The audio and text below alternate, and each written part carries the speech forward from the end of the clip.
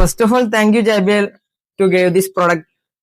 എന്താ പറയാ, ഒന്നും പറയല്ല, സന്തോഷായി, നന്ദിയുണ്ട്. അൺബോക്സിംഗ് ഒന്നുമില്ല ഗൈസ്. അയ്യോ. സോ ഇതാണ് ഐറ്റം. ബുക്ക്, പേപ്പർ, പിന്നെ ഇതിന്റെ കേബിൾ വരുന്നുണ്ട്. ഇതാണ് ഐറ്റം ഗൈസ്. സീൻ